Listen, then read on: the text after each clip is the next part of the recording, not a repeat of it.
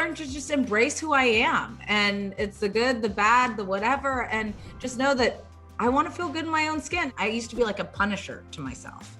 And I just didn't want to be like that anymore. And I didn't want my kids to see that. It is what it is.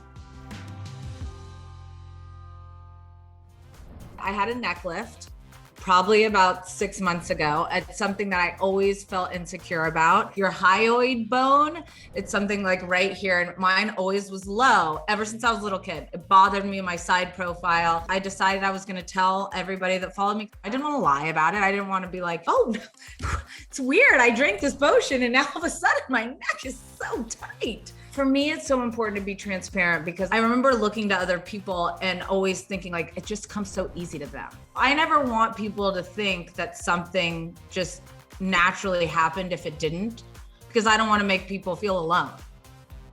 Edwin, when it comes to surgery for my boobs and for my neck, he is like one of those people that's like, I don't even want to know. As long as I'm happy, Edwin's happy. I don't want to ever not look like myself. Would I get a full facelift in, 20 years? I have absolutely no idea, probably.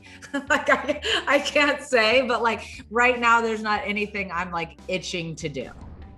After 11 years of marriage, I would say it still takes work. It's never going to be effortless. Like he knows that I am very type A and organized and I like to be on time and that's just who I am by nature. He's like so like lackadaisical with his time. He's like, and I'm like, dude, you're killing me. We're just so polar opposites in that way. But like we laugh about it now. And it's just learning like, it's not that serious. We are more morning people than we are nighttime people, keeping it PG. That's why we'll go on like morning dates. Let's go on this hike and then let's go to brunch. Schedule our time when the kids are awake versus asleep, because then we're exhausted and depleted. And then we're paying somebody to watch our kids sleep. I'm like, I can't. I am definitely not somebody who's like, oh yeah, I'm a Sexpot. Like I'm more self-deprecating in that way, where I like to like kind of make jokes, but I like the words of affirmation from my significant other for sure.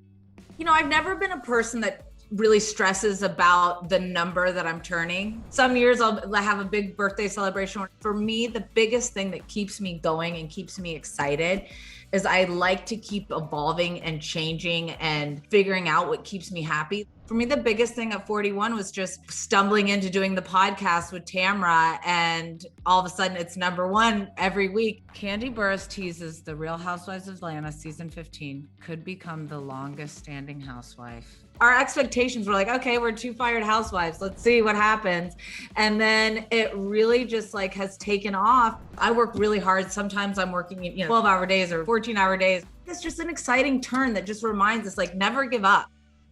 When Gwyneth Paltrow said nepotism babies have to work twice as hard, I wouldn't necessarily say nepotism babies have to work twice as hard to get that job. The amount of pressure that you put on yourself when you come from a parent that is in the spotlight and you yourself want to be in the spotlight is a lot. I'd walk in the room, that's John Mellencamp's daughter. And I would want to go in and prove, I'm going to go in and nail that audition or whatever it was. I'm going to book that job. It's going to sound kind of sad, but I really wanted like the approval of my dad. You want that parent that's so successful to look at you and be like, wow. And even though they probably were like, wow before, most of the kids that I know that have parents that are really incredible at something, their kids are going to take on that pressure. I'm not sure that I can really say that I made it, I crap talk for a living, but it's exciting when you can say I'm able to buy half of my first house, and I never had to ask him for money. And so I think he's proud in those ways. And we get to laugh at my job. In order to feel good with yourself, at some point you have to be unapologetic. And for me, a big part has been the power of yes, but also the power of no. You can laugh at the hate, you can laugh at the fun, you can laugh at all the different things. And as long as you surround yourself with real people that will tell you the way it is and the truth, that's what matters in life. And like I've been able to do that. So I feel really lucky.